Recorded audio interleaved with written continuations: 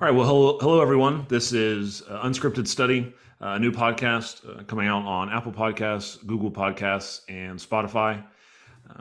Podcast focused on discussing faith, society, and life. I'm here with Benjamin Battles and Harrison Cohn, and myself, Benjamin Rollins. We're some friends, knew each other since college, and let's get started.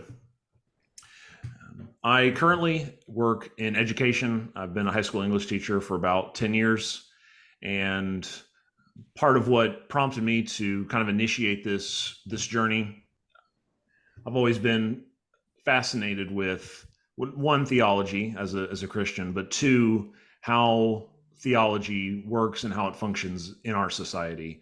What can we apply from those precepts and principles into our society?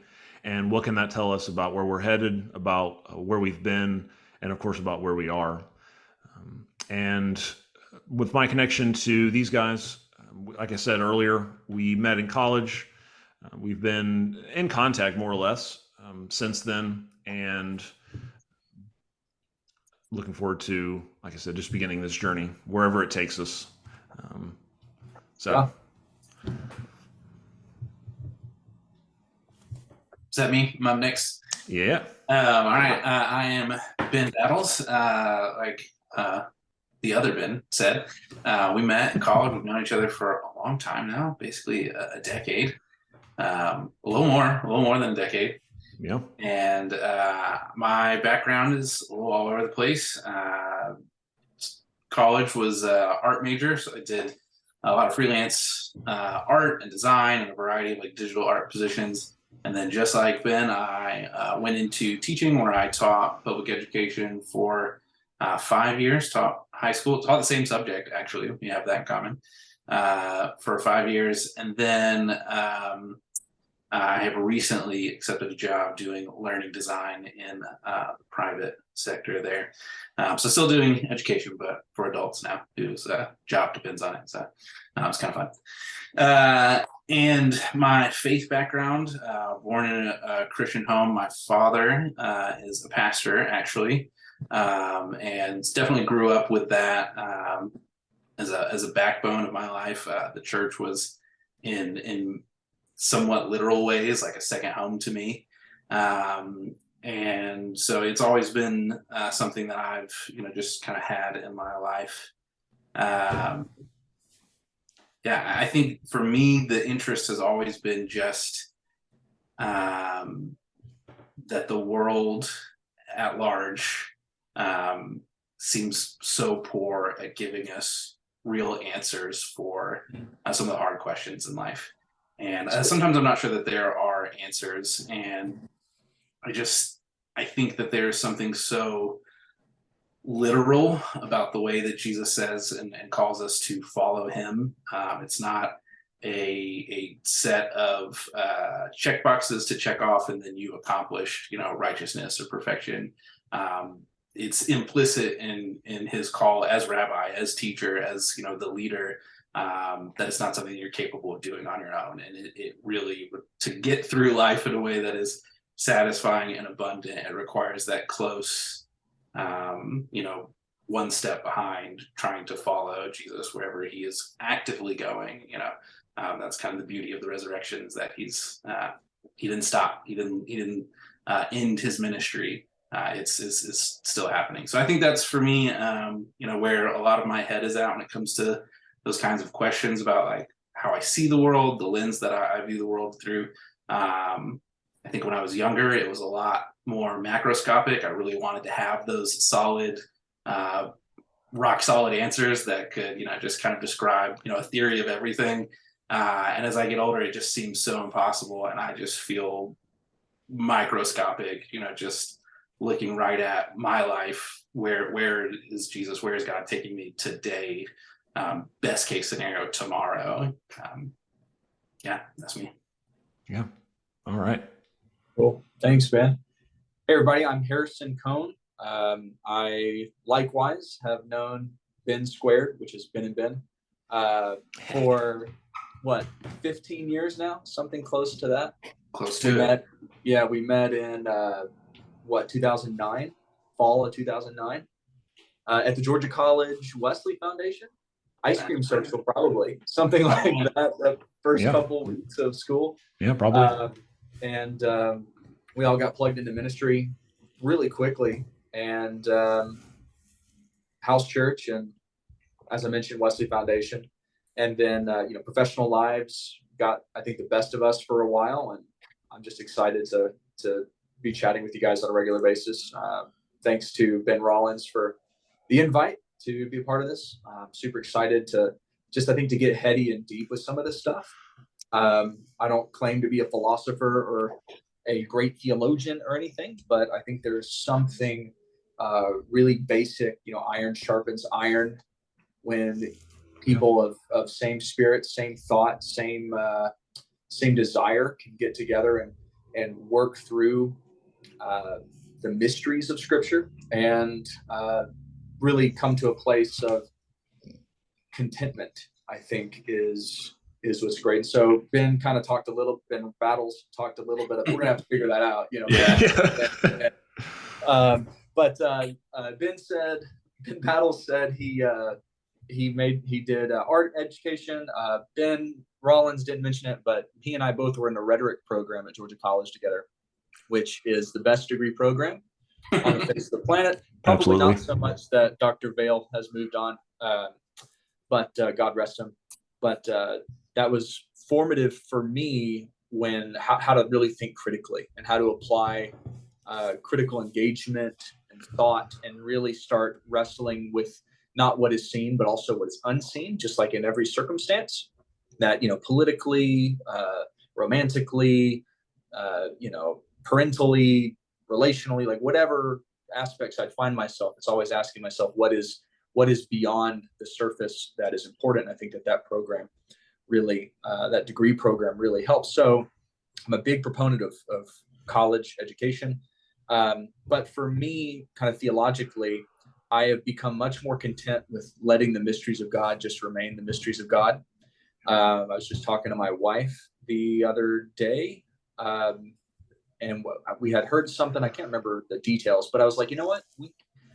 The Bible authors just don't care to tell us why. We don't know.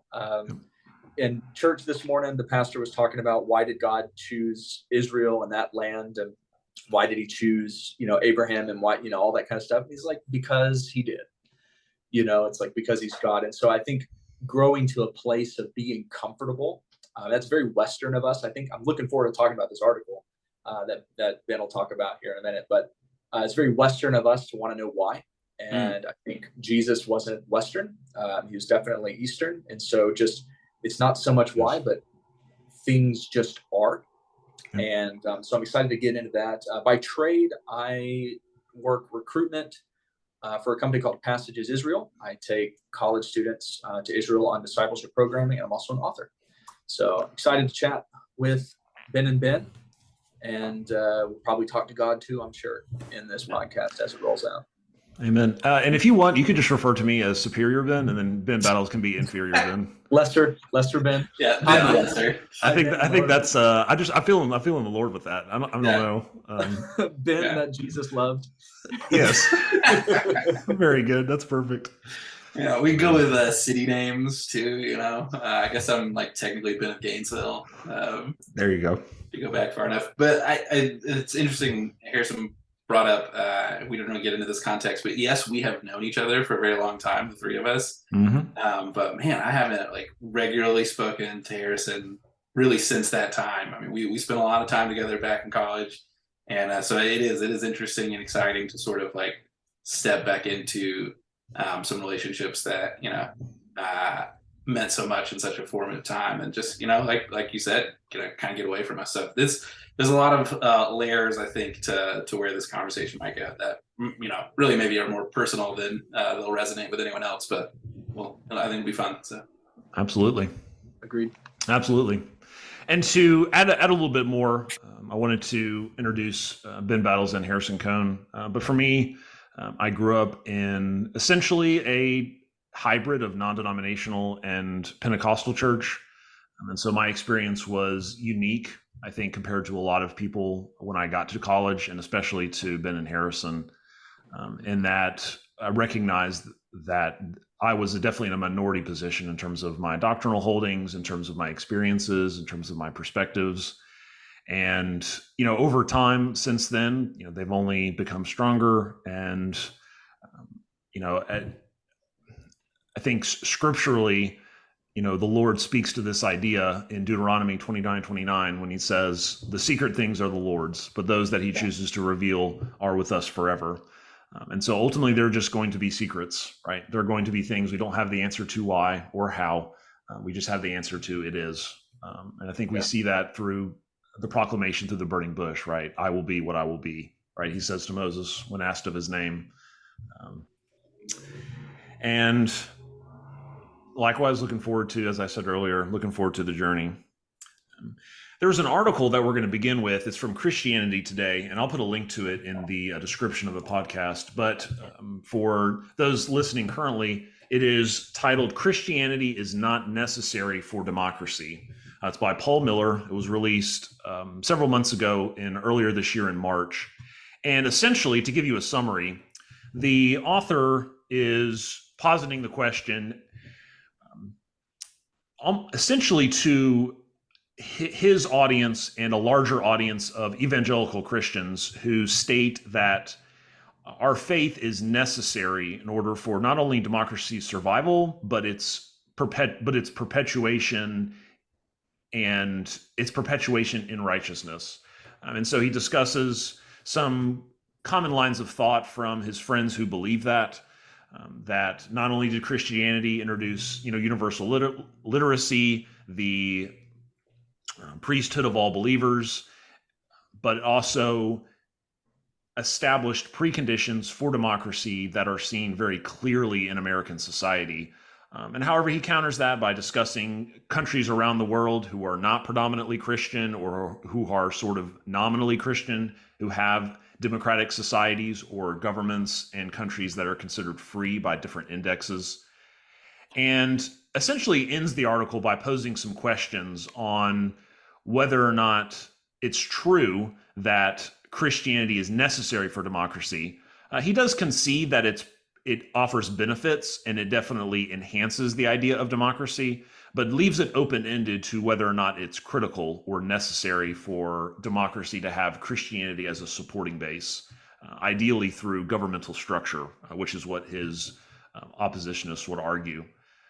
And then ultimately concludes by saying, even if it's true, like he tends to believe, that Christianity is not necessary or democracy does not need Christianity, then it doesn't diminish his faith. And that ultimately his faith, as he states in one of the final paragraphs, is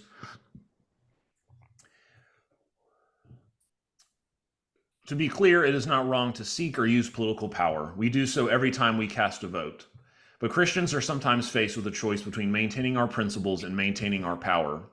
The myth tells us that the choice is illusory, that our power is inherently principled, that the survival of America itself is at stake, that our country will not survive unless we remain in charge, which compels us to do whatever is necessary to keep power. It might be a comforting myth, but a myth it remains. And so with that in mind, I wanted to kind of begin with the question. There's a famous text by Aldous Huxley titled The Brave New World, which is essentially a dystopian piece of fiction, which emerged and offered that the future would be most likely dystopian, but that it would be so through our own choice, our own volition.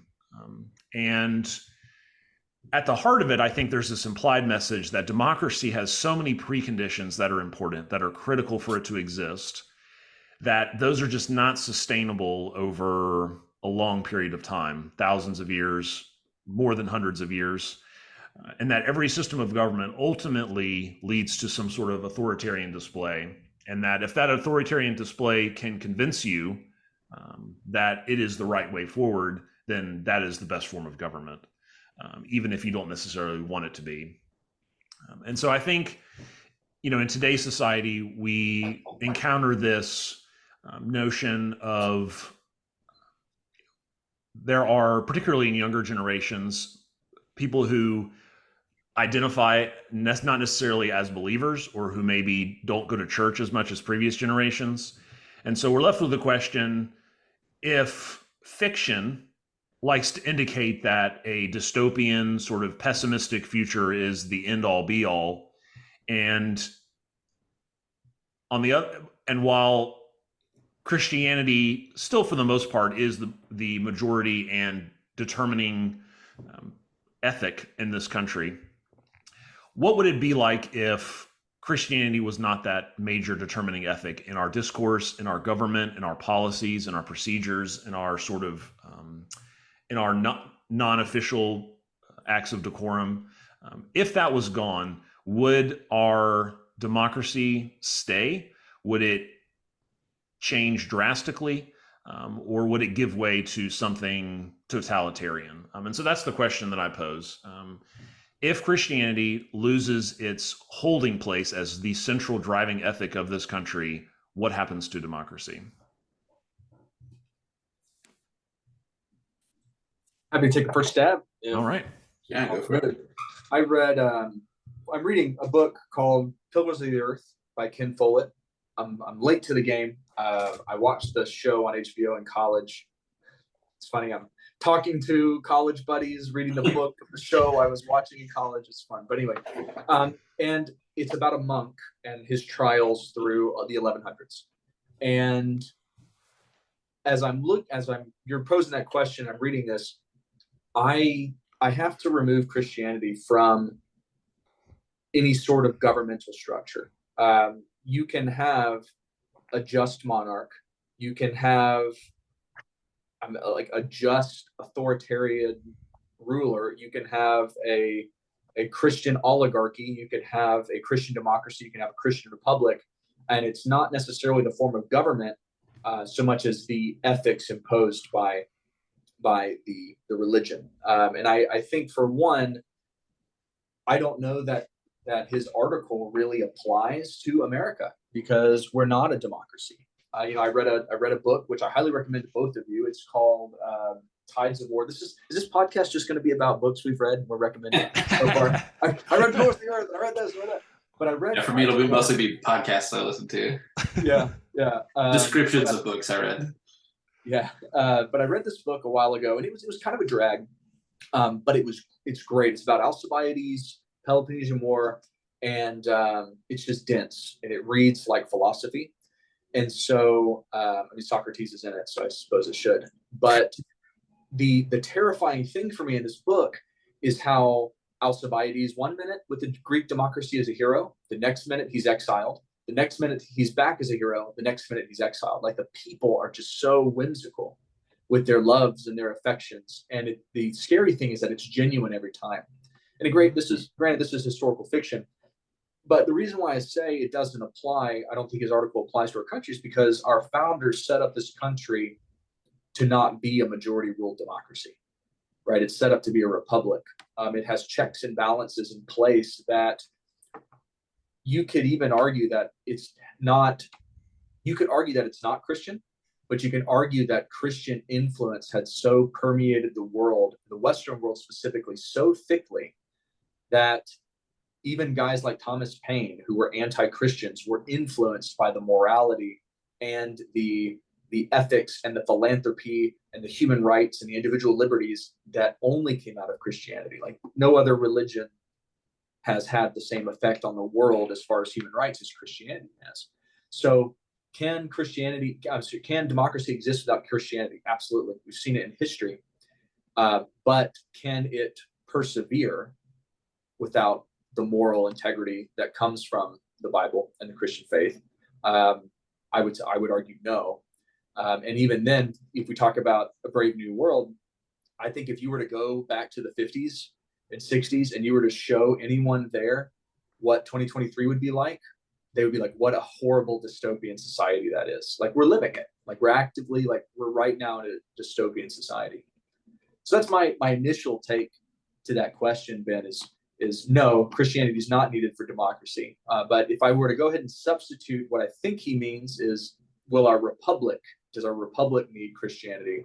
My answer to that would be yes, because it was founded on the ethics and the principles of Christianity. And once you start stripping those away, you'll start seeing people abuse the system that was put in place to be run by moral, intelligent people.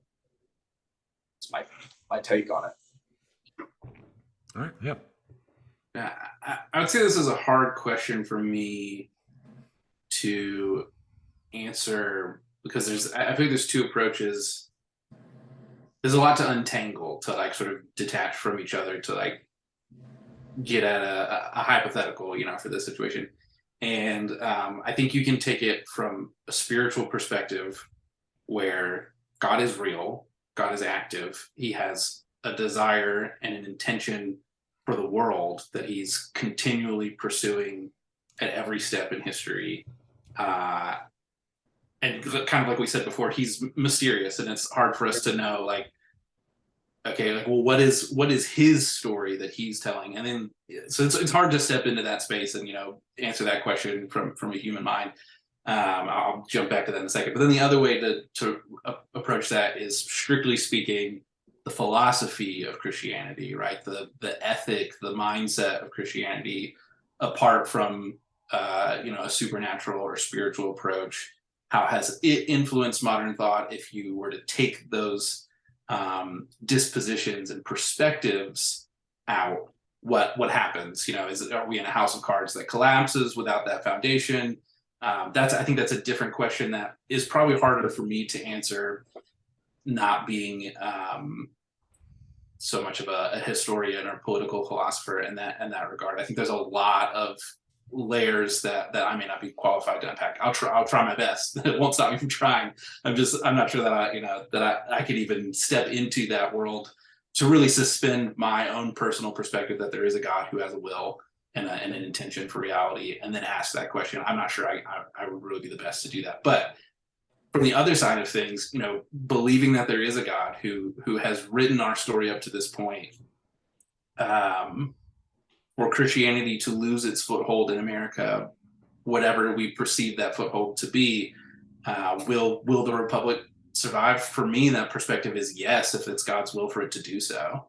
I think when you look back at the Old Testament narratives of the nations that were invading Israel, sometimes they were conquering God's people for God's purposes, that he was using the armies of other nations as discipline, or as measures to control the balances of the world. That sure, these people are evil, but these people are even more evil. So we're going to strengthen this army to preserve whatever his plan was to bring Christ to the world.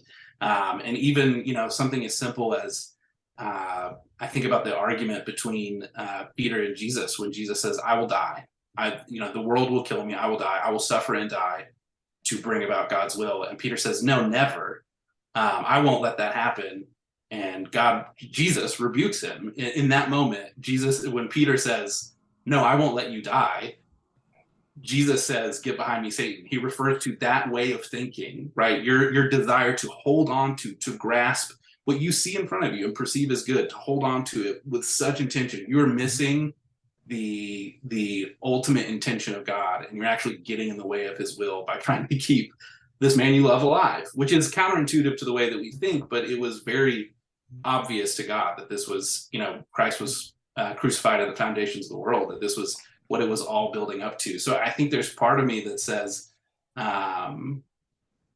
it's not inherently intuitive what is pushing the will of God forward. It was God's will for Jesus to suffer and die at the hands of the Roman. What looked like absolute defeat was ultimately absolute victory. And so for us to, I think for Christians to assume that it's actually in our best interest for Christianity to maintain popularity, to maintain a cultural power, to continue to hold influence and sway over the world, is that same sort of man-focused assumption that I actually know what's best. It's intuitive to me. If it seems good to me, it must be good. and I have to hold on to that with everything. And so there's answering it from a spiritual perspective, like what happens to the republic or the democracy or America if Christianity loses its place as the default position, as like the default cultural perspective. It's whatever God wants to happen. If it still needs to be a sanctuary for freedom of thought, where people can experience freedoms and live in a way that allows them to be free of, I don't know, trauma responses or whatever, right? If that, I'm projecting a lot, but like, if it needs to continue to be a healthy place so that people can, on their own accord, approach and find God, then that's what will happen. Or if it needs to be made an example of, if there's some way that in stepping away from Christianity, it loses some moral integrity that is offensive to the purposes of God, and he needs to make a object lesson of like, look what happens when you step away from these things. He will, and I can't make those decisions for him. It's impossible for me to know. I mean, maybe at the point when that happens in America, there's so many people who are invested in trying to chart out, when will this happen? Will it happen? Right. When's that going to happen on the map? Maybe by the time that happens, Jesus comes back again and the whole world collapses. Like, we don't, I don't know. So answering it, I think, from the perspective that God does exist, ultimately there's nothing we could do to threaten his throne. I have no idea. I have no idea what happens to America if and I almost don't think it's important. But from the strictly secular perspective of the thoughts of Christianity, the perspectives of Christianity and what they offer, what happens if Christianity stops being the default popular opinion? I think it could signal a dramatic change that would open the doors for some kind of political instability. I don't think we're quite as stable as sometimes we think we are. I think it's really easy to live in a developed country and watch global news and be like, well, whatever's happening over there is crazy, but it'll never happen here. And I'm not really convinced that that's true. Whatever insane thing has happened throughout history could happen here. And in the terms of great civilizations, like, we're really not that old. There's a lot of road left for things to change and change dramatically. It could happen. But also, I feel like I lost my train of thought there for a second. But also, assuming Christianity loses sway, loses popularity, it no longer, I think part of what keeps it popular is the fact that it is popular, so people can appeal to it as like a sort of lever of like, well, if I seem Christian, then now I have power.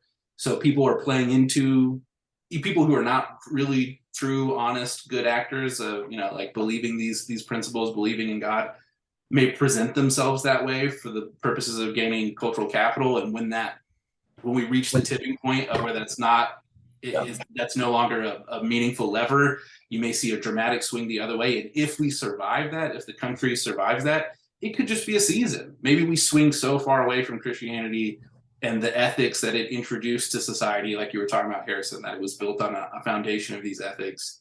Maybe we swing so far away from that people go, whoa, hold on, if things were better 30, 40, 100 years ago, maybe we should, correct. The pendulum swings all the time. It swings seemingly every 4 to 8 years. And then when you zoom out a lot more at the trends of generations, it swings even more. I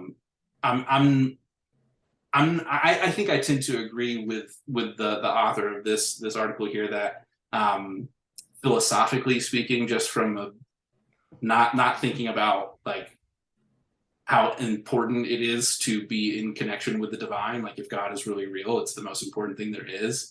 But just talking about the thoughts about God, not God himself, just talking about the attitudes or perspectives that come with a cultural Christianity, I'm not convinced it's essential to the continuance of our society. I think I agree with him that it is a good influence, but maybe not the foundation. And it is possible that I think it's possible that the country would continue to exist and continue maybe to exist very successfully, depending on your metric of success, without a huge respect for Christianity as a thought influence there. I think I'm gonna have to disagree in part. On the one hand, I'm convinced that the on the larger scale of there being a God, omnipotent, omniscient, and omnipresent, I think, yes, this idea that the journey of this particular country, the journey of America, along with all others, is part of a narrative that's already been shaped, right, from beginning to end. Yeah. And I think if you look at it from a biblical perspective, whenever the end of end times happens, right, whenever things are coming to a culmination, there has to be a decrease. And so in part, every civilization tends towards that.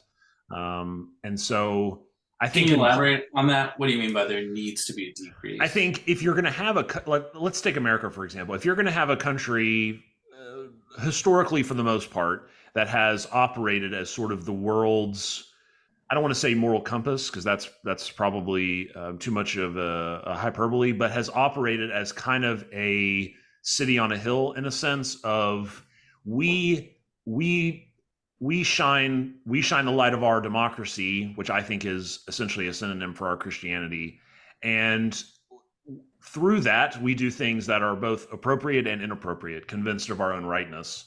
Sure. And so I think if we're going to see the rise of evil forces and principles and movements that are counter to what is good, you have to see a decrease in something that is operating as that city on a hill. Otherwise, people can just look to it for correction. But if it's not there, then how do you course correct, right? How do you adjust if you yourself are not necessarily a predominantly Christian nation? And so to me, that's sort of the biblical larger scale perspective.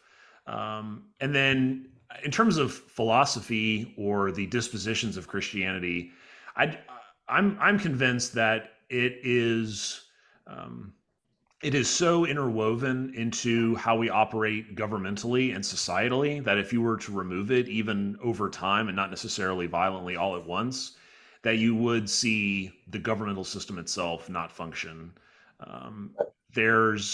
And I'll reference this. This is going to seem out of left field reference, but during the Byzantine Empire, so the Western Roman Empire had collapsed. This was all the Eastern Roman Empire. That's all that existed.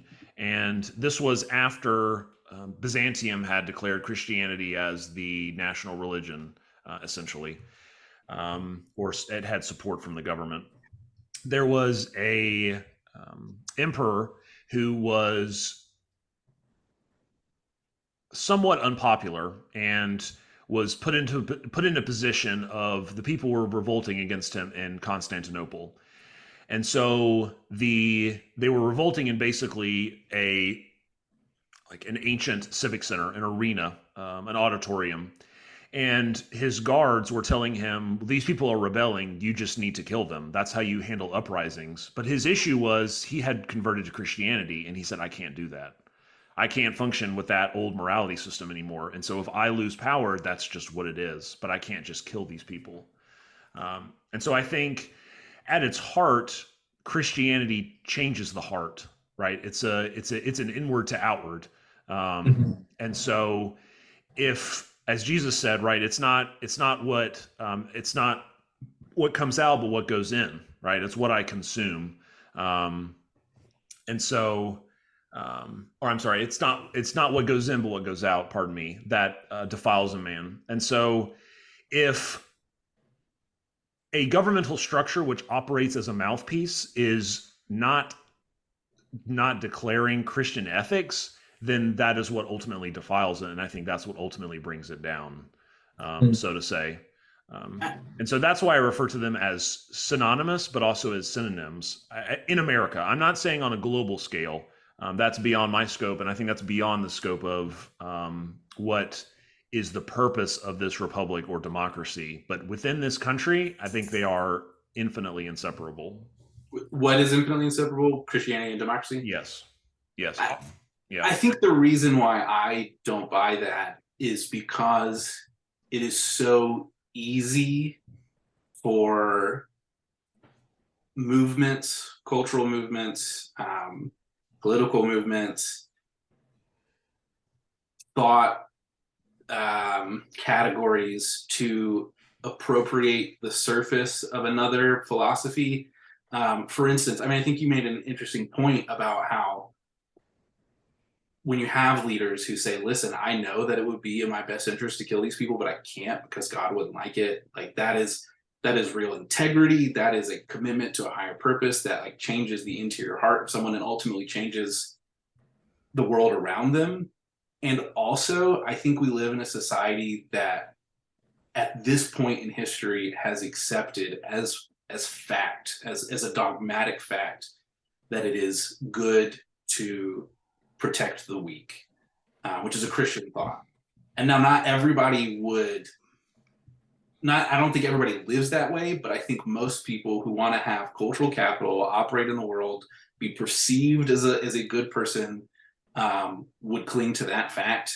And a lot of people in our culture today still believe that without accepting that is an idea that came to them from God, or they don't believe that it's important to protect the weak because the weak are loved by God, because he gives them dignity, or because he told us to.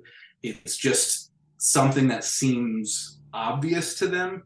And I think that's why, to me, I was like, I don't know that I can answer that question or care to answer that question, because there is a world, I think, where it serves the devil's purpose for people to believe that they can be good without God, and so therefore cling to the surface of Christian ethics and remove God from the picture, which will ultimately not have, it won't lead to the fruit, but they'll still act that way, they'll still behave that way, just without the genuine rewards that come from that. So I think it is possible that society almost deliberately appropriates everything they like about Christianity. It makes them feel comfortable, it makes them feel warm inside, and totally separates that from a commitment, an integral commitment to to God's character, and continues to operate in a democratic way, in a respect for other people way, without really understanding why that's important or where it comes from. So I think that society could continue to operate, calling itself a democracy, believing itself as a city on a hill, without actually being that on the inside. I also think that it's possible that they revolt fully, that, they say Christianity no longer controls us, we're free from our oppressors, we can go back to our hedonistic ways, and it all burns down, or whatever, right? But that pendulum, to me, I'm not convinced, and maybe I should have said this earlier, but I'm not convinced that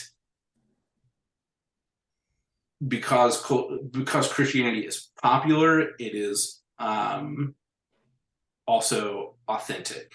Just because everybody is like paying lip service to it, or the majority is paying lip service to it, I'm not convinced that really means that the majority of people are in a real and honest and committed relationship with God. And so when they stop paying lip service, in reality, they're actually going to start living in a way that is more honest and maybe more vulnerable. Maybe it will open some doors for God to do some real work, because they're not pretending anymore, and they can look themselves in the eye and say, actually, you know what? I believe a lot of messed up stuff. Maybe, I don't know. To me, though, there's a heart issue here that just philosophy just can't touch, and it would not be surprising for me for the culture at large to adopt a lot of Christian ideas and erase God's name as the author of those ideas. Yeah, Ben, a couple things come to mind when you say that. Is one, I think we've all heard of the Jefferson Bible.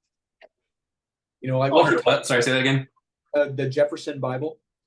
Thomas Jefferson. Yes, yeah. He's like, I kept all the stuff I liked, but I got rid of all the miraculous Jesus. Which I think you could make an argument is teaching a Christian ethic. Not well, but it's still, there's an artifact of it still there. Yeah, and my point is that this is not a new phenomenon.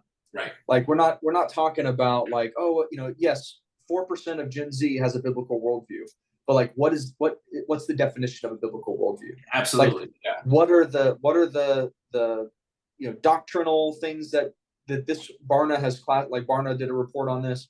What did they classify as being a worldview? How does that differ from a Lutheran worldview? How does that differ from a Baptist worldview? How does that differ from a Catholic or a Protestant or do I have that same biblical worldview? Like, is there some, I think when we were talking about this podcast before, that there are essentials and non-essentials. Like, what are the non-essentials that are classified in that Barna's biblical worldview that I'm like, hey, I'm not even there. Like, that non-essential is not something I'm interested in.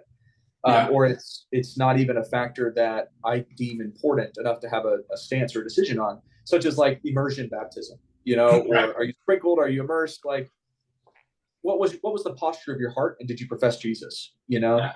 And so when I think about what you're talking, American politics has been abused by, lip service individuals, that you're talking about since the beginning, like since Jefferson, using the ethics of Christianity, which my argument I mentioned before is that it had permeated society. You have the Magna Carta, right? Like, you have English common law. You have these things that have like permeated society, and the question really comes is like, how much of the lay, like how much of the non-leadership actually even cared? Sure.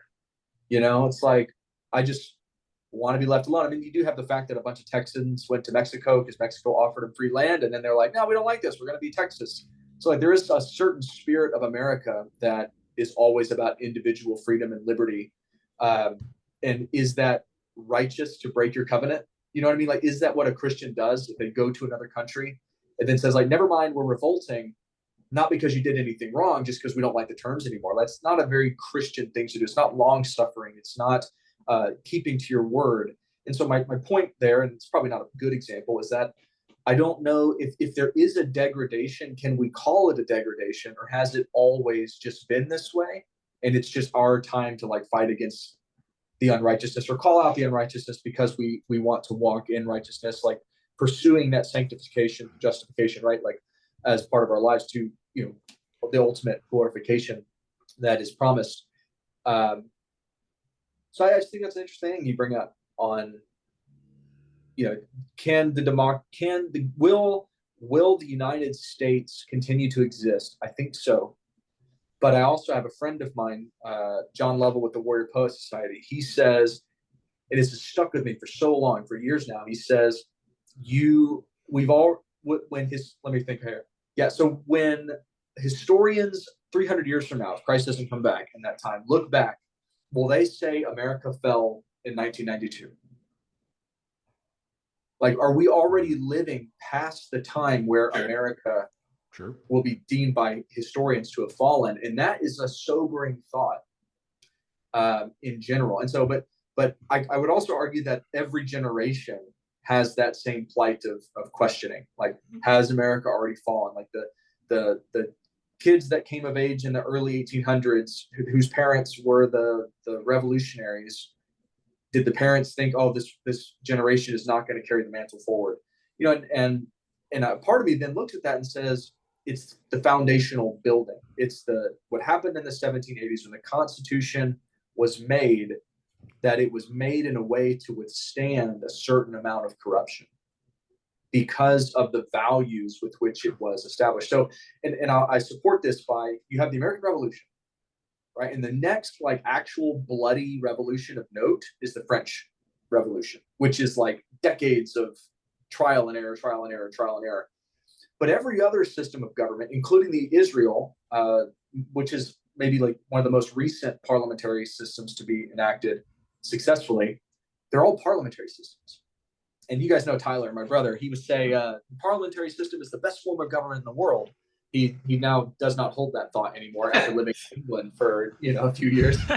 But the reason I believe that the majority of the systems are parliamentary is because it reduces the choice capacity of each citizen. So what do? You get one vote. You vote for your representative. That representative goes to parliament, and they vote, and they make a coalition, and they decide who's going to lead everything, and you don't really have a say except on your rep.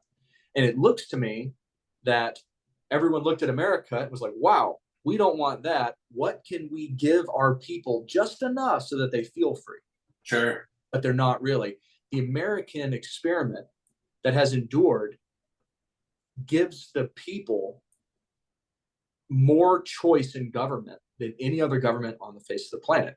We not only select a senator, we select 2 senators, and we select a representative based on where we live. But as a people, not only do people select one representative, states have different representatives based on their population.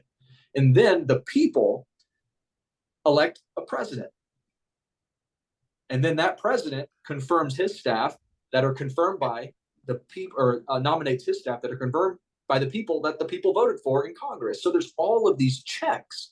And then the president appoints a Supreme Court that justices that have to be confirmed by the numerous people that the people of the country have elected. And so there's this intricate web system.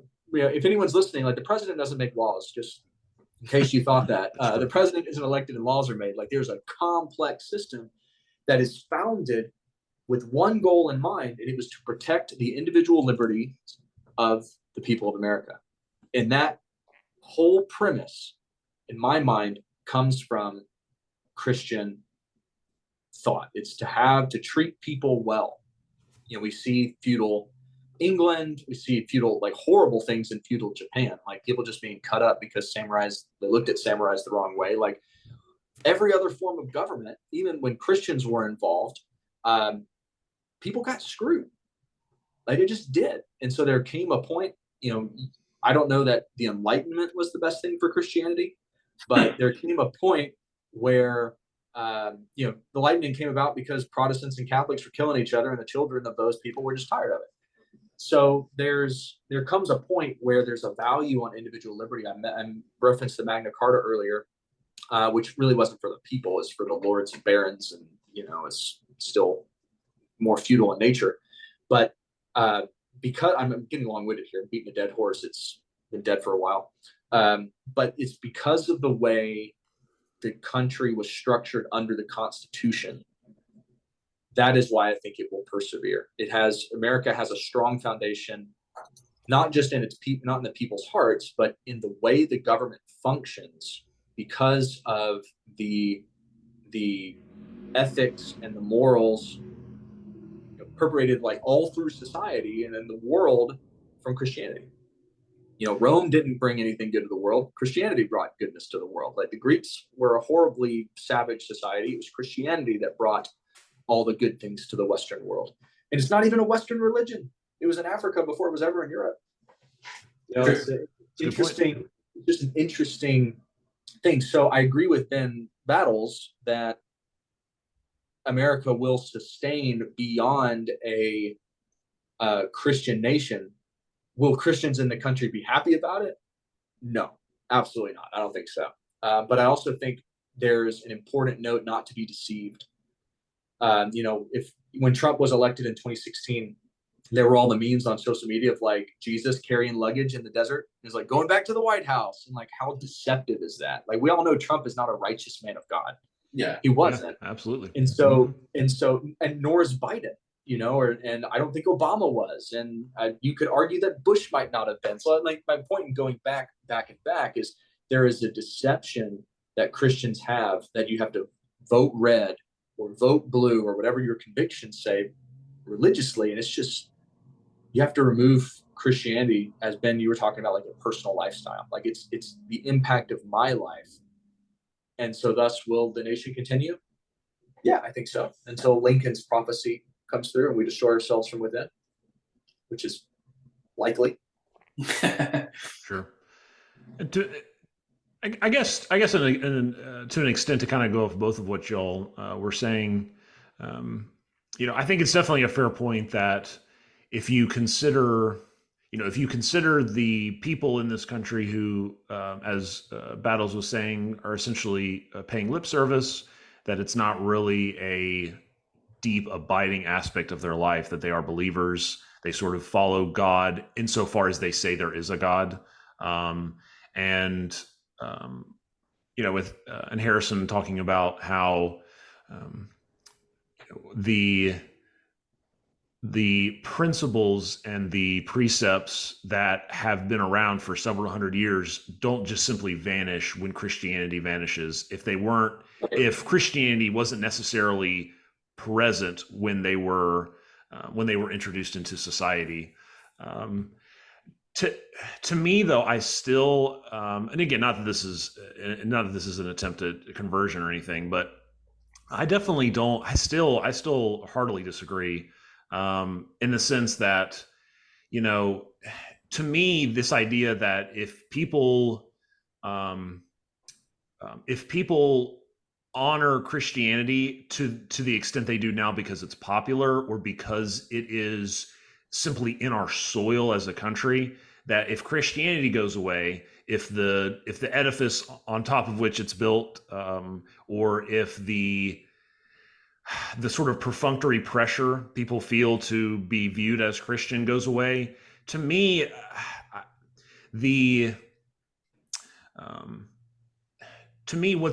what's unique about democracy in America is that it takes itself, I don't want to say seriously because that's too cavalier. It takes itself and recognizes that it is something special. And I don't believe in replacement theology. Israel will always be Israel. God will always love Israel. I don't believe America has replaced Israel. I don't believe that at all. Right. Nor will any country. But I do think that America is secondarily unique in its function and in its purpose. And that only comes about because it's a nation that has, at least in part, had enough people who honor God and bless it, and bless his name. And if you have too many who turn away from that, then that's when the system itself begins to fail, because in part it's held up by God who we're honoring. And so if we cease to honor him who holds it, then we're not really holding anything together. Yes, we have control more so locally than federally, just because of representation status. But we're not really in the business of maintaining things or in determining where things are going. This complex web of God's sovereignty and our free will. And the Bible doesn't really clearly say the interaction between those. In fact, it kind of treats them very paradoxically. And so I would say that if you remove Christianity from our society as the driving ethic, what happens is, whether or not people desire still to take care of the weak, to look after children, to focus on helping the poor, eventually it becomes distorted, right? Because then what are you judging it by? You're judging it by yourself, right? And then I think the end goal of that, and I don't say this in dramatic terms. That's not my point. I think we end up with a society similar to Judges, where people just do as they thought was right. And so even if people think it's right to protect the weak, it's not going to function as it should.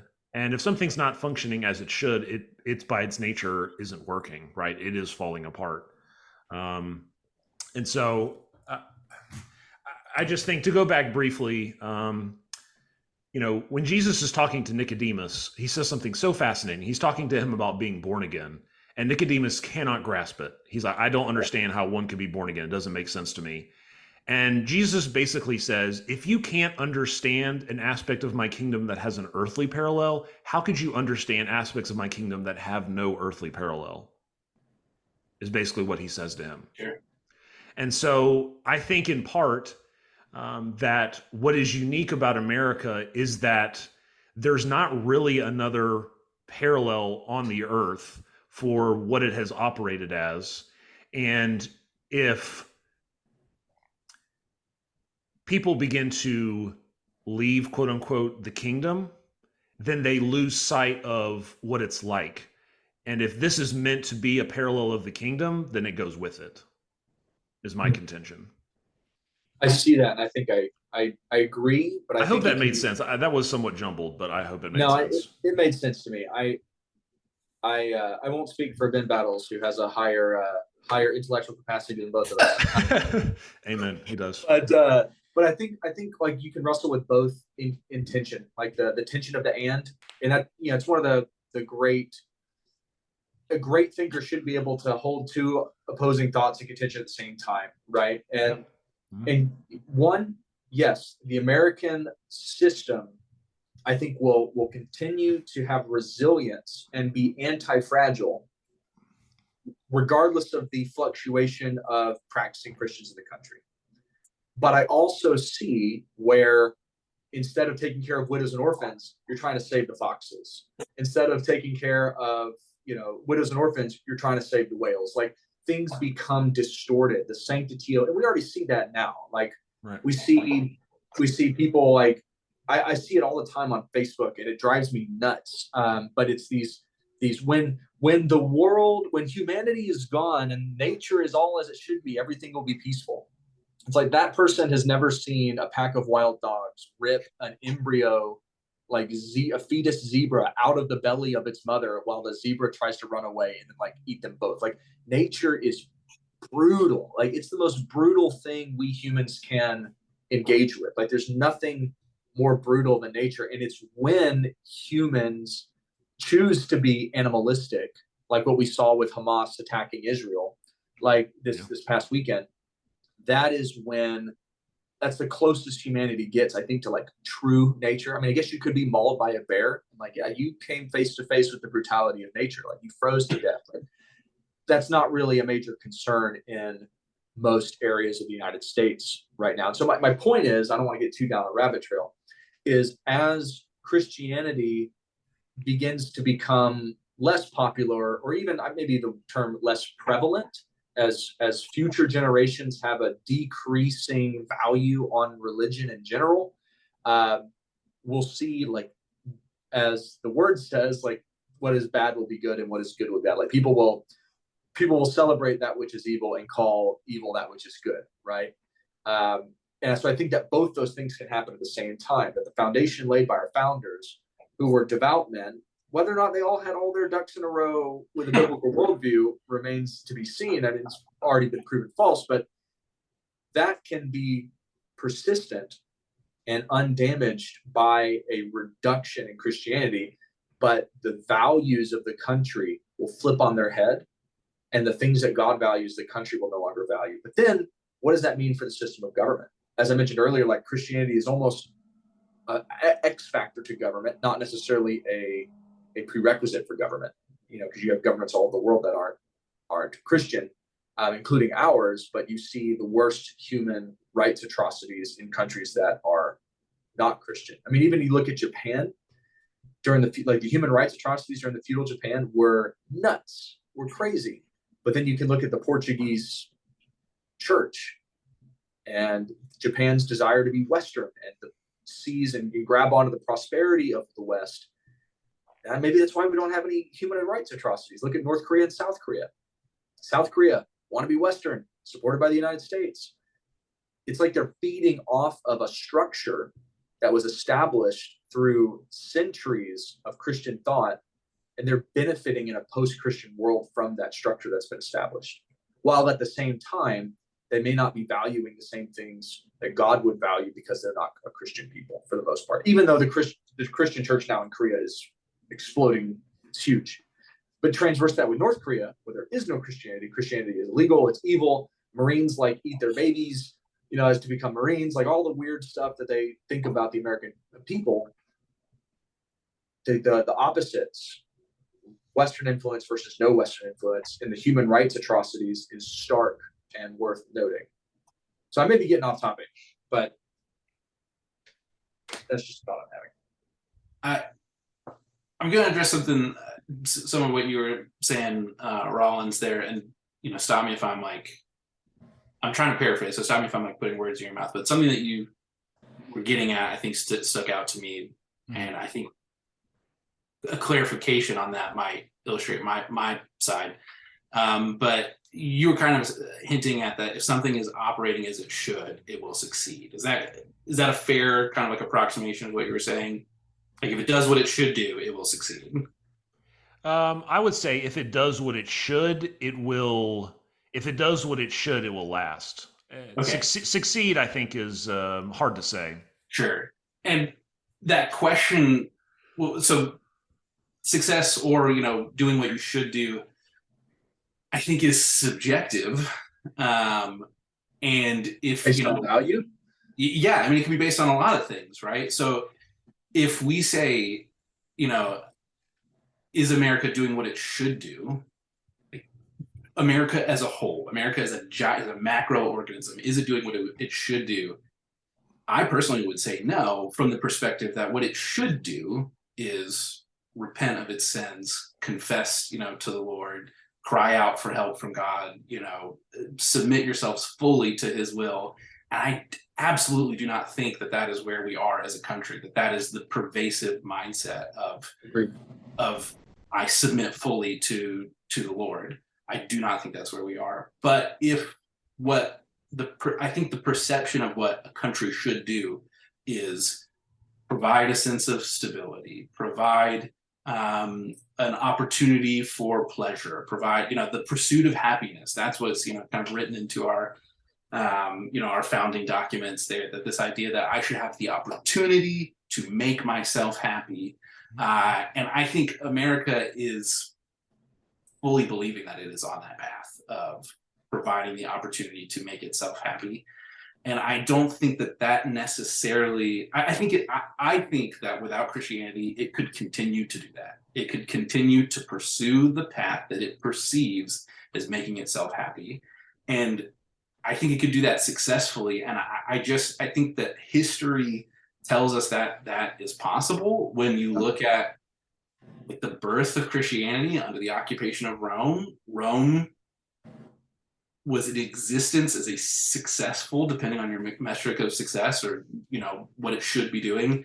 It lasted for a lot longer than America has lasted, and then converted to Christianity and collapsed. Granted, it collapsed on the pressure of outside forces, but this idea that it was Christian thought that made it what it was or saved it, I think it is the Christian thought that allowed it to metamorphosize. Rome ultimately collapses, but a lot of it survives in the Catholic Church. It metamorphosized.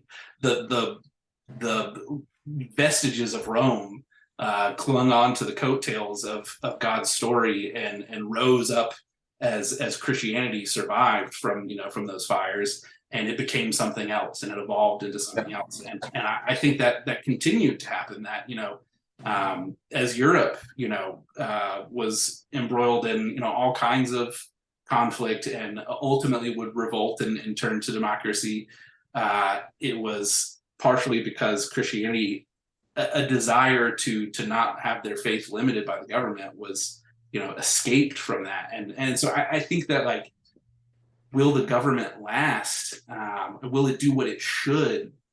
What it should do is honor God, and very, very rarely, possibly never, has that happened in our history, that a government has actually been what it should do. I listened to a podcast recently that kind of blew my mind, where they were talking about the story of Jonah, and interpreting it as literature, interpreting it as a story that is a parable about God's character and about his nature. And that really at the heart of that story is, what if Israel did what it was supposed to do, which was convert the nations, right? So Jonah goes to Nineveh and preaches this message of forgiveness and acceptance, that God loves them and wants to see them transformed, and then they repent. And it was kind of this picture of has Israel really done that? No, you've tried to protect yourselves, And sometimes that succeeds, sometimes it doesn't. But have you reached out into the world and converted them? No. This Jonah is a satire, is poking at the inability or the unwillingness even of God's chosen people to actually do what he said to do.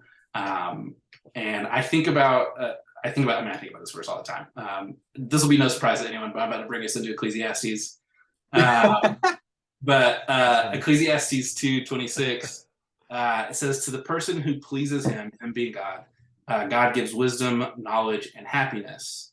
But to the sinner, he gives the task of gathering up and storing wealth to hand it over one day to the one who pleases God.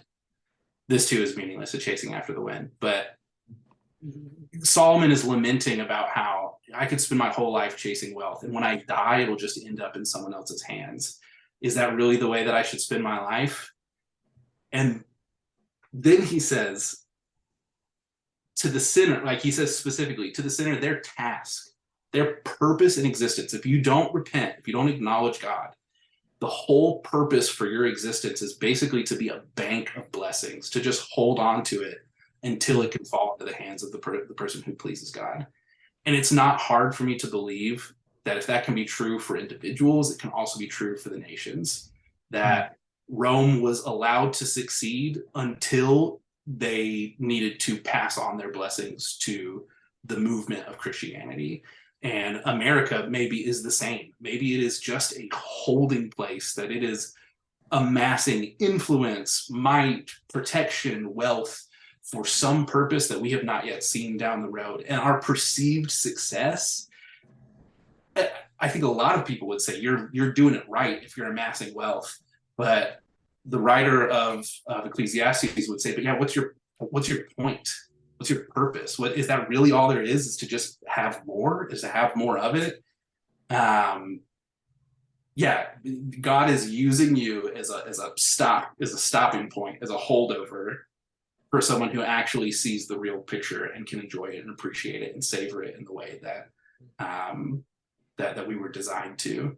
I was going to say something else with that. I lost my train of thought. But yeah, I think it's very possible that America will continue to succeed without honoring God.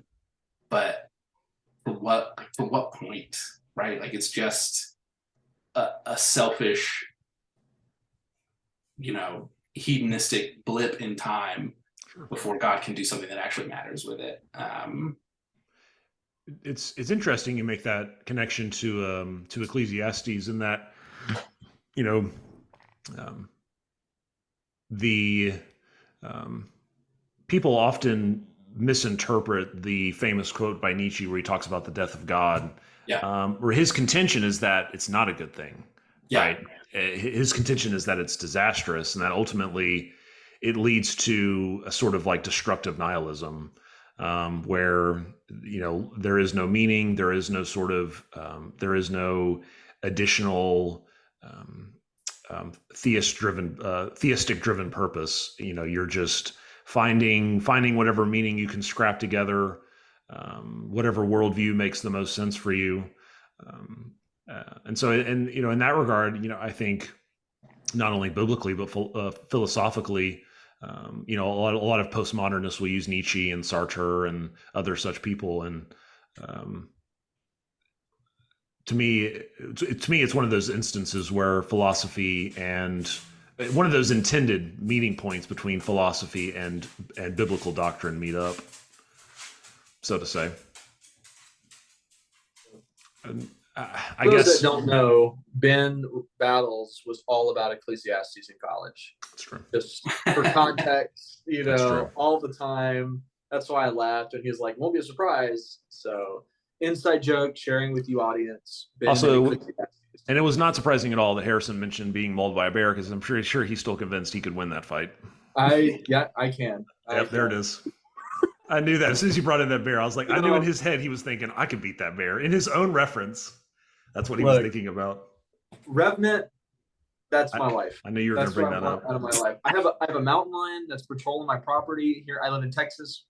and I'm just like waiting for the opportunity to like face it with a tomahawk in the middle of the night under the glow of the moon, like a scene from Predator or something. Just like totally down a rabbit trail, but they got to know who we are too. They got to know. They got to know. They'll definitely learn from that. Yeah, the mountain lion, they're not going to be able to see it, but the mountain lion got a hold of my daughter's doll. Oh no! It's all ripped up. But testament to the manufacturer, Aliella. They don't sponsor the podcast, but maybe they should. Very good. That's perfect. That's awesome. Yeah. What does this say about Mountain Lion Society? Where are they headed? Yeah, they need Jesus more than anyone else, right? I'm actually going to change the driving question. Can American democracy survive without mountain lions? I think that's the more pressing question. I don't think it can. It's open season in Texas for mountain lions, so I don't think it can. Maybe the state differs with you then. I will say I think what's interesting to me so far about this conversation is that. To me, I don't want to say reveals, because I think for most people it would be pretty apparent, but this subject is complex and layered, but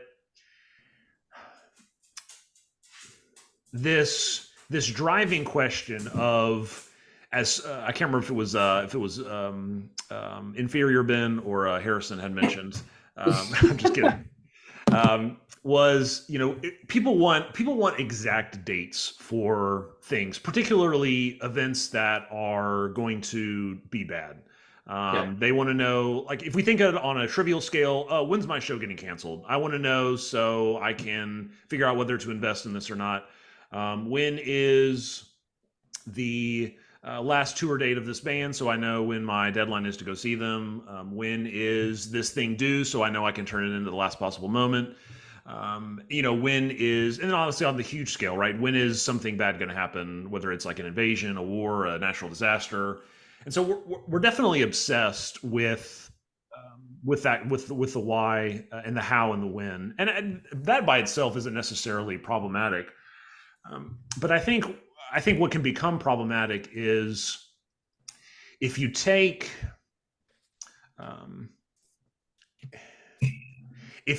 the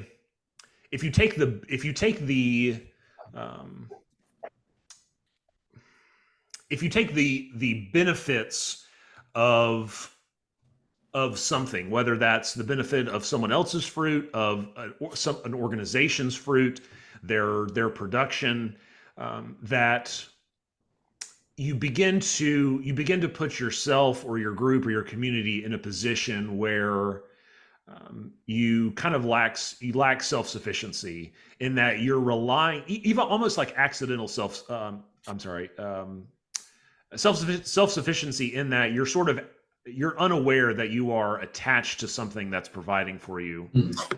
And so to me, I guess in a sense, to kind of bring the conversation to sort of a culmination point, is that on the one hand, I think, yes, this idea that non-Western countries function and can thrive within a kind of democracy, in a sort of a structure akin to and derivative of our own, can succeed, can function. But to me, it all points back to the fruit of American Christianity and its democracy, its governmental structure. I think that, and I'll mention this as sort of a biblical reference. Jesus, when he's talking about the parable of the sower and the seed, talks about how there are different soils it can land upon, there are different growth metrics, there's different outcomes, but at the end of the day, there are different kinds of yield. And I don't think the yields were mentioned to illustrate this idea that abundance and growth are part of the kingdom, because I think that while that is true, but that there are different measures of abundance that you can enter into as a Christian, and that is dependent upon your heart. That is dependent upon how much of it, when you are in a season of favor, do you drive deeper into the heart and design of your purpose, which is not self honor, which is not self aggrandizement, but is kind of pointing the finger back at God. And so to me, it's I don't contend this question or this statement as sort of meant to be a gotcha by any means, but I think the reality that we're able to have a discourse like this, to live the lives we live, for our friends to live the lives they do, for the people in this country to function as they do, is the residual fruit from people before us. In that, you know, it's easy to obsess with it's easy to obsess, like what I was saying earlier. When are things going to come to a close? When are things finally going to come to an end? When are things going to stop working out? But I think the better question is, what can I do? What can we do to what can we do to forestall what eventually comes? And I think we see this throughout the Old Testament of people, prophets, people of Israel asking God to forestall the coming judgment. And at times he does, right? He stays his hand. And I think in part it's, if you have, and this is speculation, I'm not claiming this is scriptural. I think it is, that occurs when you have enough people who are willing to honor God in some capacity and plead to him, then I think there is that mercy. There is that chance to still live off the residual fruit from previous generations. I think about Hezekiah when he approaches I'm sorry, not Hezekiah. I think it was King Hezekiah when I believe it's Isaiah the prophet or some other who comes to him and basically says, "You're going to die." And he says, "No, please." And the Lord says, "Go back. He's got a certain number of years left of his reign." And I think it's one of those things where, because we're still predominantly a Christian nation driven by a Christian ethic, there's enough people, there's enough, whatever it is the Lord is looking for, that says, please, a little bit longer. And I think when that goes away, then I think, what is there forestalling the judgment of the Lord? In that there comes a time when mercy gives way. The Lord is full of infinite capacities, and eventually those emerge into a situation that I think we could see where, when Christianity fades in America, that it does so as a country in all capacities. Yeah, it's interesting, Ben. My thoughts as you're talking there come to compassion. So basically, selflessness versus selfishness. And I see this a lot right now. I mentioned Israel before. And I see an outcry against what Hamas has done in Israel because of the people, because people have compassion on the Israelis and the savage acts that happen. And they're like, oh, my heart breaks for those people. And that is the appropriate response. And then in another camp of Christians, I see, yes, this was supposed to happen because, Israel did not uphold its covenant with God, or, X, Y, Z.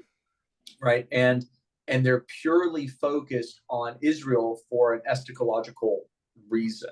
It's like, Israel's important in the end times. Israel's important because Jesus walked there, but not compassion for the people. And so you say forestall, like the judgment of God. And my mind, of course, goes to Judgment Day, like Christ coming back, the end times. And there is a compassion. And I think this goes to the virtue of what we're talking about, that the person has to have, is because people have to uplift a cry that says, tarry, Lord, right? Like, wait, right? Because I have compassion for the lost.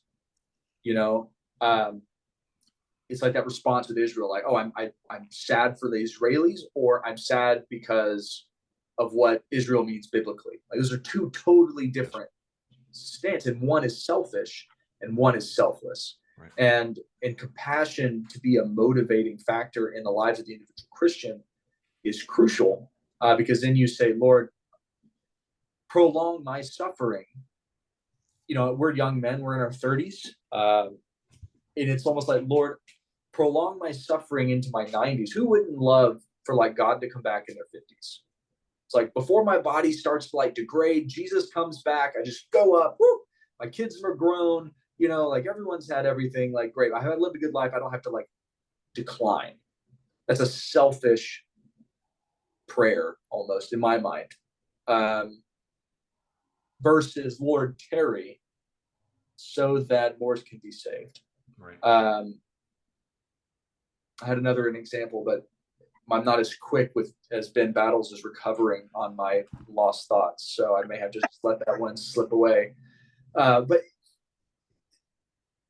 I think that as long as people remain compassionate about the right things, as we were talking about earlier, about the heart of God, what God wants, and putting aside even conversations, even speech about like, oh, I hope God comes back soon. Things are just getting bad. It's like, yeah, but Paul says, Lord, I'd rather be with you in heaven, but it is better that I'm here on earth to minister. Right? There's a yearning for the things of heaven, but he endures the long suffering. He endures the torture, the beheading, all those things that he knows is coming because he's like, I have to serve people. Right. And I know we've kind of shifted from American culture to the individual life, but even now, like we see, if you want to shape culture, you have to shape individual lives. Yeah. Fathers and mothers have to shape their children. You don't just, it's like poverty. You don't just like flip a switch and all of a sudden 3 generations are no longer impoverished. Right. It's like you have to start with that 4th generation. And that 4th generation has to have an experience of life to shake off the bonds of poverty. And then that child grows up, is not impoverished, then can take care of potentially 2 generations back, because ideally the 3rd generation that would have died by then. And that's how you break the cycle of poverty. You do it through the next generation. And there's a form of long suffering there. There's a form of compassion that has to happen, but you can't just flip a switch and America's Christian. Like, oh, America needs to be saved. Like, no, you have to invest in the next generation. And I think all of us as kind of charismatic individuals, faith-wise, spiritually charismatic, as well as maybe personally charismatic. You know, if we were playing Dungeons and Dragons or something, I'm sure we'd all have high charismatic rankings. But anyway, my point being that the focus to save America has to be on Generation Alpha. Because Gen Z, I'm not saying they're doomed. Millennials are not doomed, but the culture of that generation has already been set. Not saying that God can't come and just like revival and like everyone in their 40s gets saved. But statistically speaking, like Strauss-Howe generational theory, Gen Z is Gen Z and they're not going to change. Gen Alpha is still malleable and permeable to be a generation that is for the Lord. And that's, in my mind, how you avert any sort of you use the term judgment. I would look at, because mercy triumphs over judgment, but there is a breaking point where judgment happens. But I would say like the Lord removes his favor from America. Right. And then without that favor, calamity can happen, like 9/11, mass shootings, mass suicides, the dystopian society that if you showed someone in the 50s, they would be horrified as, right. what America is today. So we're living in Hunger Games, just not quite that bad yet. I would. I'm sorry. I'm not going to volunteer for you, Harrison, for that Hunger Games. Yeah. Sorry, man. That's okay. As long as there's bears involved, I'll volunteer. Too funny. I think for me, it still goes back to my almost initial response that if you want to look at it from a serious spiritual perspective, that God is real and he has a plan, it becomes so difficult as a human who is not omniscient to project onto that and say what that plan is and interpret the status of the world as an indicator of God's plan. I think a lot of the prophets who prophesied doom for Israel prophesied in times of prosperity. And it was really, really easy for those kings to say, look at the favor that we have. Obviously, we're doing it right. God doesn't mind that we're worshiping idols or whatever. And that just wasn't true. Yeah. And so I can't say, I mean, I know too many verses that would counter this to say that, like, oh, that's not how God operates. He doesn't give favor, to nations or to individuals based on, what they've done or whatever. But what that means, what that actually turns out to mean, I think could mean so many different things. I mean, I think God had favor on Peter when he calls him the rock and says, I'll build my church around you. And then Peter dies a martyr's death, which is not the way that most of us would perceive favor. But Jesus said, like, you'll be like me. You'll be elevated to a status that is similar to myself. And I think most people would despise that and not call it favor, but it absolutely was. And so has America, what? I said God's ways are higher. Yeah. And so has America enjoyed some sense of favor because of a Christian ethic? Maybe.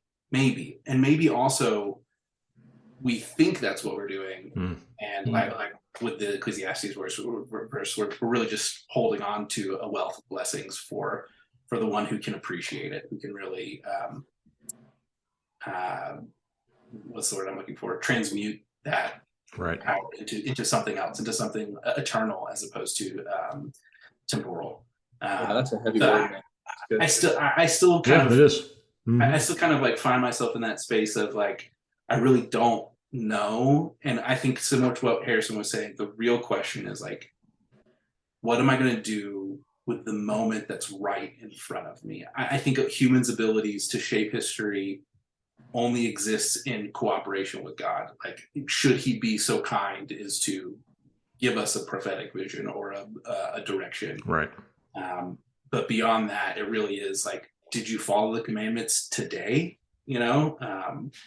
Is there something you could do to be better at following the commandments tomorrow? I think those are the real, for me personally, those are the real questions that like my ability to influence America to become more Christian is, I don't know. It just really is in the hands of God in so many ways. Getting strong Gandalf vibes from you. We can only do what we can. That's right.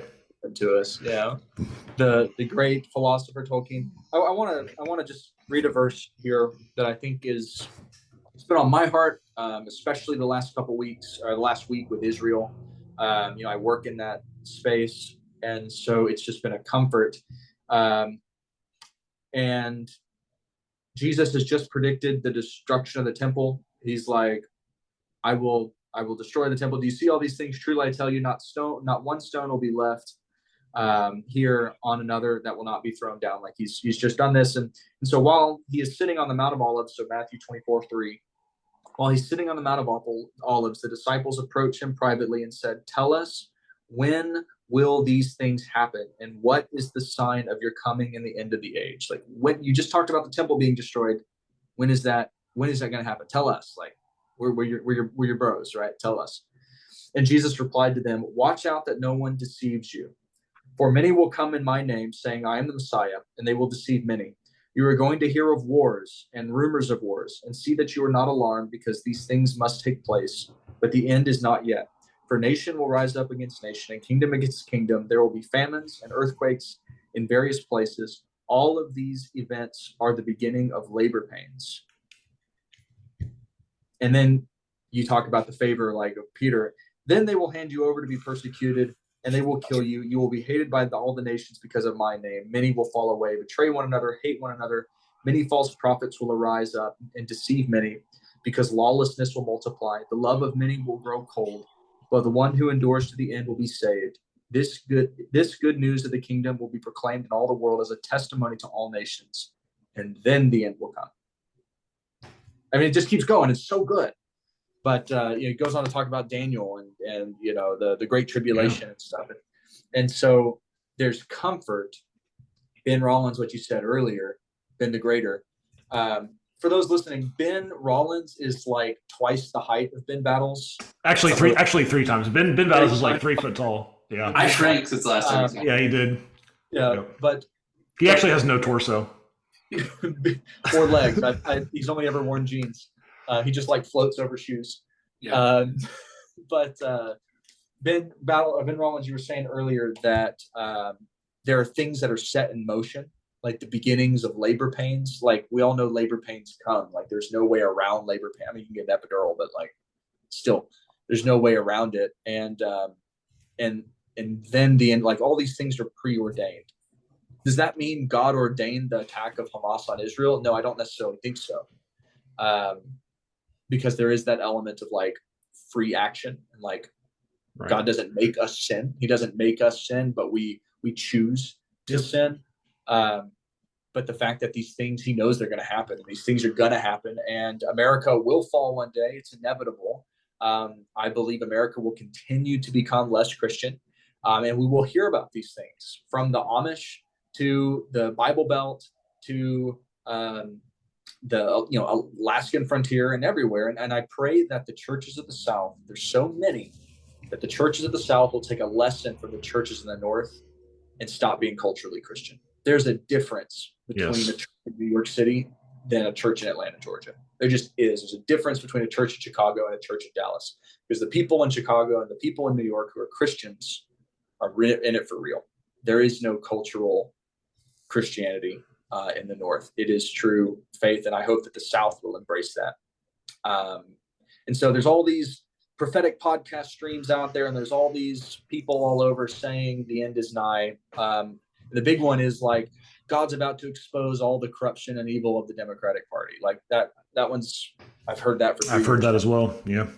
And it's like, okay, if he does, great. If he doesn't, great. Like you will hear of wars and rumors of wars, but just know that these things will happen. So just taking comfort for me in that God has been, the battle said earlier, I almost said been a lesser. I can't diminish you that way. Totally.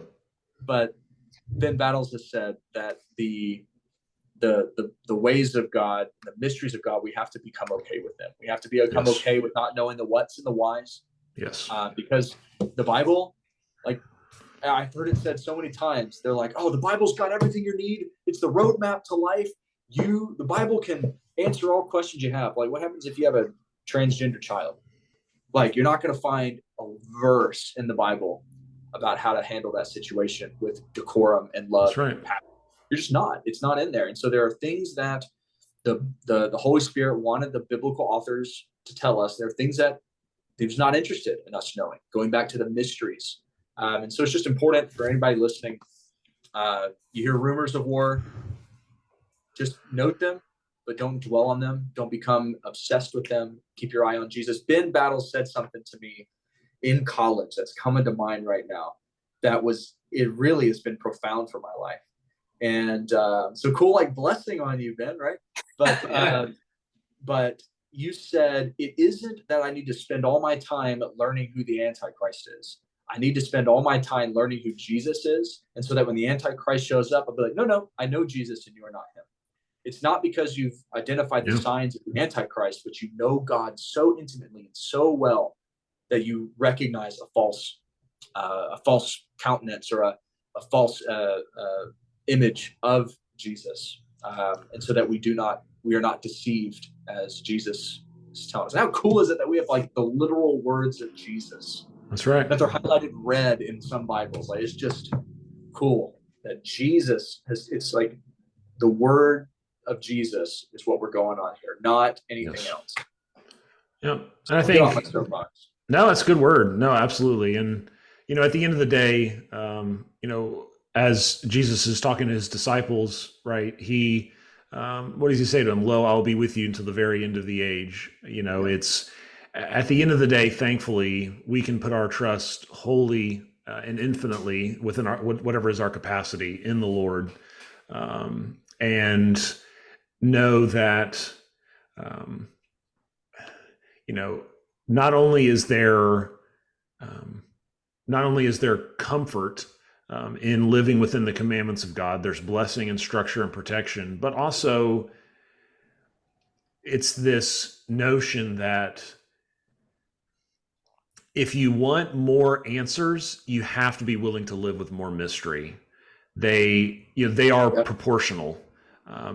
And so if you do want to seek out and really seek the Lord and earnestly pray for answers and revelation and wisdom on some of these questions we've talked about, or some of the sub questions that have come up through our conversation, the reality is those may come to you, but what also comes is more mystery. And so it's about recognizing that, how do I put it? But recognizing that the Lord is good, and that as our shepherd, there's nothing that we lack. And so when we operate in that capacity and we begin to shift our focus outward, our goal is to help others come to know him so that they do not lack. I think, in closing for me, it's, if there are things that, we've talked about that we've noticed, or that you've noticed in our country, in your society, in your home, that you feel are lacking or are diminished, all it means is that there's more room for God, and that there's room for growth, there's room for expansion, and there's something so sweet about being able to trust in the Lord of hosts, right? And so that would be my parting word. 'Tis so sweet to trust in Jesus. It is. As the old hymn says. Yeah.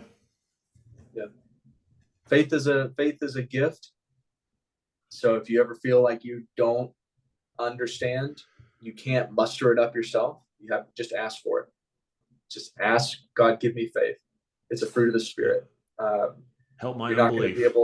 You're not going to be able to understand on your own study. You have to ask for faith and have your eyes open to be able to see and to experience the Word of God. And it's not even just read the words; it's experiencing the Word of God. So you get giddy about reading the red words in the Bible, like, wow, that's from my Savior. Just ask for faith. Ben, is there anything you want to add in here before I bring us to an end? I don't know if this is super about the subject, but just a verse that I've been meditating on a lot the past 4 or 5 days is in James, be quick to listen, slow to speak, and slow to become angry. And I'm skipping over a few lines, but that anger does not bring about the righteous life that God desires. I just think the world could do with a lot more listening. Yeah, good. Absolutely. And speaking of listening, thank you for that segue, Ben. I want to thank you all for listening to this podcast, to Unscripted Study, episode 0, a bi-weekly podcast about faith and society. And so, Ben Battles, Harrison Cohn, thank you for being with me today. And for those listening, hope you all have a great week. God bless.